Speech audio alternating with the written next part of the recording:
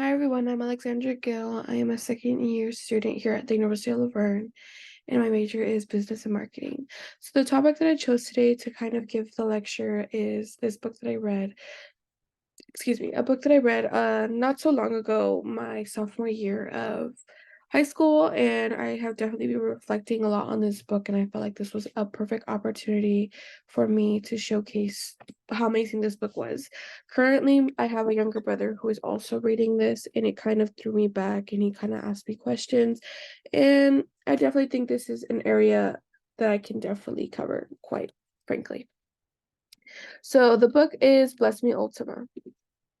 So the main plot of Bless Me Ultima is a social psychological growth of maturity of a Mexican American boy living on the East Plains of New Mexico during the 1940s. The novel begins with Ultima Curandera, which is also a folk healer, going to live with the Mares family, which during the summer, which she has no relation to. Antonio is preoccupied with and anxious about attending school and having to be separated from his mother. Relating to this matter, this concerns his engrossment with knowing his destiny. Antonio is pressured by both of his parents to choose a career path in which they think suit him best. His mother thinking that he should be a farmer or a priest since she thinks, he's a mama's boy. She thinks that he's so gentle and kind-hearted that he can't be out going to war or being a vaquero, but like his father wants him to be a vaquero, which would grow into his manhood and really, adult and mature in his life. So Antonio fears and concerns intensify and become woven together as he struggles to understand the events surrounding his life. Ultima explains and tells him stories about the legends of his ancestors, and he comes to understand how the history of his people stirs within his blood. Through her, Antonio learns the old ways and develops a new relationship with nature. Antonio learns that there are powers in the world that are different from those honored by the Catholic faith. He helps Ultima perform a healing that saves the life of his uncle Lucas, who is the brother of his father Gabriel, who has been bewitched by the Tremenda sisters. And these sisters are kind of known as witches within the town, but kind of unseen. It's more in the book. It's shown as he was seduced by them. So later on, Antonio witnesses another healing performed by Ultima and begins to understand the world differently. He learns to overcome his fears, experience his fear of change, and in the end, Antonio understands himself and the world around him better. He learns to accept life and the many challenges that it presents. So here are the characters. The characters are obviously Antonio, the little boy that's in the middle. This is a photo from the movie. Obviously, this book is fiction and it's not based on a true story. So this is just, an adaptation of the book.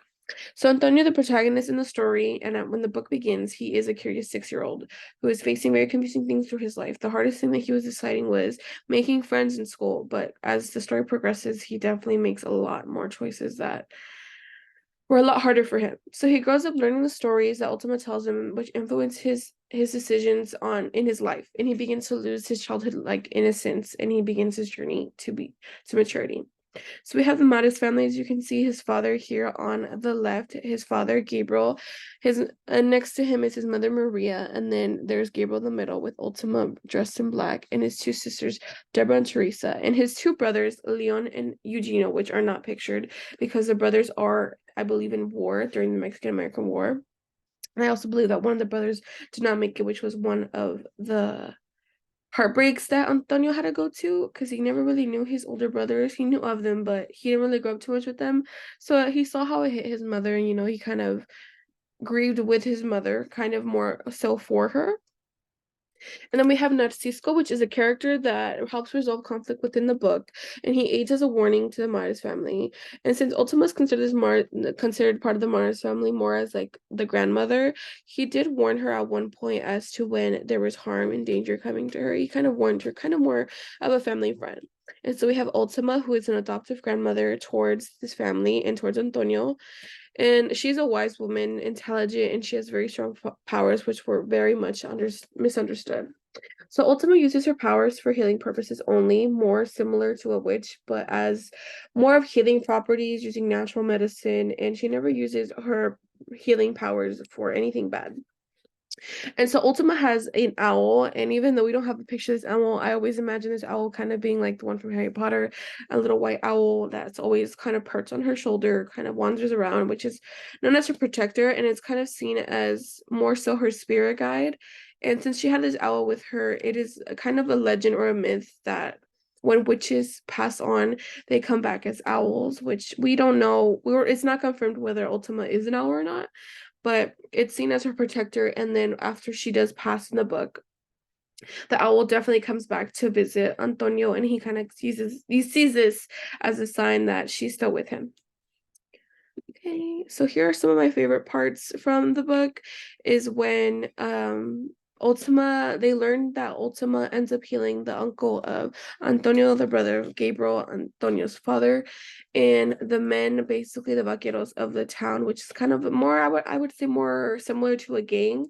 The men of the town come together and they march to the Mars family house to capture and kill Ultima because I believe in her healing the uncle. She kind of sent back whatever illness he had back to the women who cursed him, which happened to be the daughters of Denario. And so she ends up, they show up to her door to her home, and Gabriel kind of stands up to her and she's like, you know what, like I can do this, I'm gonna prove myself to them. And she obviously proves that she's not a witch, and she stands her ground.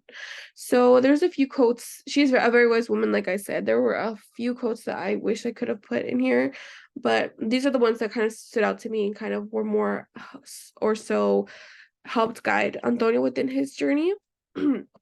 One of the quotes she told him was, "A man's destiny must unfold itself like a flower with only the sun and earth and water making it blossom, no one else smelling in it." Another quote, "Grow strong from experiences of life rather than despair from them." And I think this is when she was telling him about the despair of when he lost his older brother, and I believe he lost a friend who had drowned in the river. And, she was telling him how he doesn't have to let his parents decide for him in his career path, that it's obviously his choice. And, and she's basically kind of giving more so advice. Okay, so how this book definitely relates to me is how it's included in the book. Antonio is struggling with the decisions that his parents kind of want to make for him, and he wants to make his parents proud. And I definitely felt that, like, since I am a daughter of two immigrant Mexican parents, I obviously want to make my parents proud. And since I am first gen, I feel like there's definitely a lot of pressure on my shoulders. And since Antonio was seen as this caring little boy, and he was really good at school. I believe he skipped a grade from third, he went to fifth. And he's seen as kind of this character, and his parents kind of depend on him. And they're like, if anyone's going to get us out of the rancho, out of this city, it would be him. Because it seems like his sisters kind of end up being farmers, like his mother and his brothers, again, are off at war. So definitely I felt Antonio's pressure of his parents when his parents were kind of like, oh, I think we should do this and you should do that. Like his mother saying that he should be a farmer or a priest, and instead wanting him to become a man and join the vaqueros of the town. So I definitely feel that pressure on my shoulders with my own parents. Excuse the background noises of my dogs.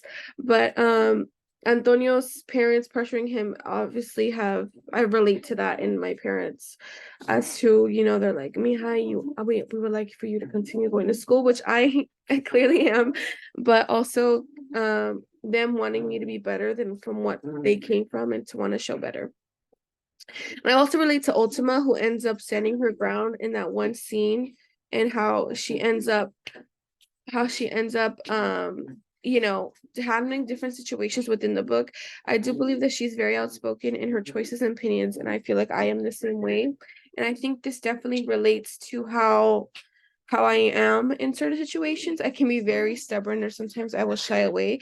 But I feel like Ultima is definitely a very wise and kind woman who knows what to say with the proper tone and the encouragement of how to get others to not fear her, I would say. But I would definitely recommend this book.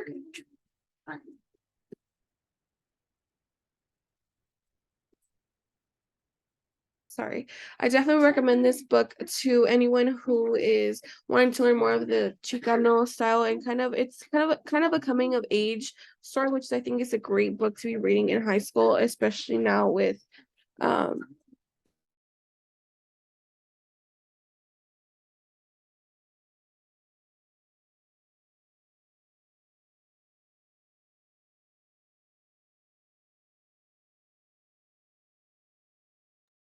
sorry about that. So as I was saying, I do relate to Ultima as she stands her ground, just I feel like I do.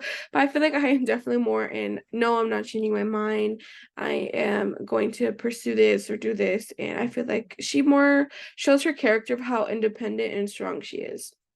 And as I was saying, I do recommend this book to anyone who is kind of really likes fiction and would like to see how this little boy, kind of this story of myth, relates to this little boy and how he kind of grows into himself. And, he ends up learning how life is not so easy in the journey of life. And I believe when the book ends, we don't know his full story. I believe it ends when he's around, I want to say 12 or 13. And I believe that's around the age that Ultima does pass. I think she passed of old sickness, and the theory is that she reincarnated into an owl, the owl that she had, which is something that I spoke about earlier. So thank you everyone for watching this. I appreciate it, and thank you for your time.